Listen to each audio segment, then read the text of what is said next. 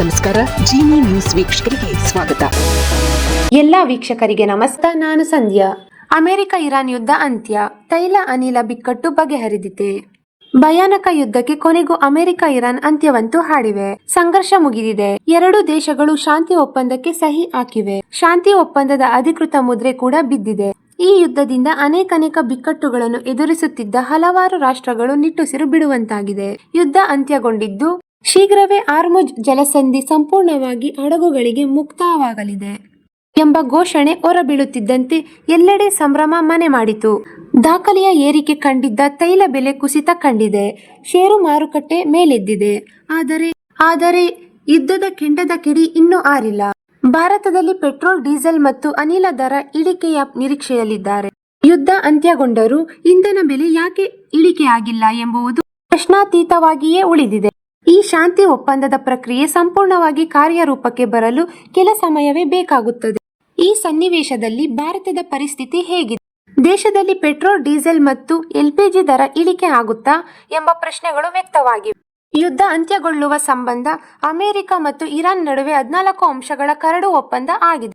ಒಪ್ಪಂದಕ್ಕೆ ಸಹಿ ಹಾಕಿದ ತಕ್ಷಣವೇ ಎಲ್ಲಾ ರೀತಿಯ ಯುದ್ಧ ನಿಲ್ಲಬೇಕು. 60 ದಿನಗಳ ಒಳಗೆ ಅಂತಿಮ ಶಾಂತಿ ಒಪ್ಪಂದದ ರೂಪುರೇಷೆ ಪೂರ್ಣಗೊಳ್ಳಬೇಕು. ಇರಾನ್ ಬಂದರುಗಳ ಮೇಲಿನ ದಿಗ್ಬಂಧನವನ್ನು 10 ದಿನಗಳ ಒಳಗಾಗಿ ಅಮೆರಿಕ ತೆರವು ಮಾಡಬೇಕು. ಇರಾನ್ ಅಣ್ವಸ್ತ್ರಗಳನ್ನು ತಯಾರಿಸುವುದಿಲ್ಲ. ಅಂತಿಮ ಒಪ್ಪಂದದವರೆಗೂ ಇರಾನ್ ಪರಮಾಣು ಮುಂದುವರಿಸುತ್ತದೆ.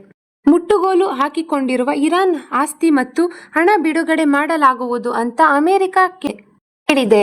ಹೀಗೆ ಪ್ರಮುಖ 14 ಒಪ್ಪಂದಗಳಿಗೆ ಉಭಯ ದೇಶಗಳು ಸಹಿ ಭಾರತದ ತೈಲ ಸಂಸ್ಕರಣಾಗಾರಗಳ ಸಂಸ್ಕರಣಾ ವೆಚ್ಚದ ಮೇಲೆ ಪರಿಣಾಮ ಬೀರುವ ಇಂಡಿಯನ್ ಬಾಸ್ಕೆಟ್ ಕಚ್ಚಾ ತೈಲ ಬೆಲೆಗಳು ಮಾರ್ಚ್, ಏಪ್ರಿಲ್ ಮತ್ತು ಮೇ ತಿಂಗಳಲ್ಲಿ ಬ್ಯಾರೆಲ್ಗೆ $106-114 ವ್ಯಾಪ್ತಿ. ಶಾಂತಿ ಒಪ್ಪಂದದ ಘೋಷಣೆ ಹೊರಬೀಳುತ್ತಿದ್ದಂತೆ ಬೆಲೆಗಳು ಇಳಿಕೆಯತ್ತ ಜನವರಿಯಲ್ಲಿ $63 ಮತ್ತು ಫೆಬ್ರವರಿಯಲ್ಲಿ $69 ಸರಾಸರಿ ಬೆಲೆ. ಯುದ್ಧ ಆರಂಭವಾದ ಬೆನ್ನಲ್ಲೇ ಇದು ತೀವ್ರ ಏರಿಕೆ. US ಇರಾನ್ ಶಾಂತಿ ಒಪ್ಪಂದದ ಸುದ್ದಿ ಸೋಮವಾರ ಪ್ರಕಟವಾದ ನಂತರ ಇಂಡಿಯನ್ ಬಾಸ್ಕೆಟ್ ಕಚ್ಚಾ ತೈಲ ಬೆಲೆ ಬ್ಯಾರೆಲ್ಗೆ $83ಗೆ ಇಳಿದಿರುವುದನ್ನು ಇಲ್ಲಿ ಗಮನಿಸಿ. ಮೇ 15ರಿಂದ 25ರ ಅವಧಿಯಲ್ಲಿ 4 ಬಾರಿ ಇಂಧನ ಬೆಲೆ ಏರಿದ್ದನ್ನು ತಾವುಗಳು ಇಲ್ಲಿ ಗಮನಿಸಿ. ಪ್ರಸ್ತುತ ಉಭಯ ದೇಶಗಳ ನಡುವೆ ಶಾಂತಿ ಒಪ್ಪಂದದ ಘೋಷಣೆ ಆಗಿರುವುದರಿಂದ ಜಾಗತಿಕ ಮಾರುಕಟ್ಟೆಯಲ್ಲಿ ಕಚ್ಚಾ ತೈಲ ಬೆಲೆ 5% ರಷ್ಟು ಕುಸಿತ.